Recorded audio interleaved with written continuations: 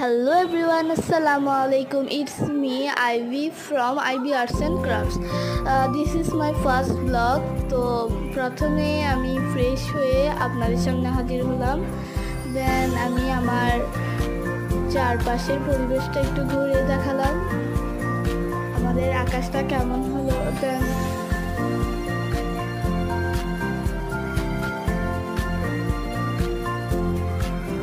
আমার মেহেদিটা আপনাদের সঙ্গে শেয়ার করলাম, আর আমি ঈদের ড্রেস পরে পরিপাটি হয়ে আসলাম।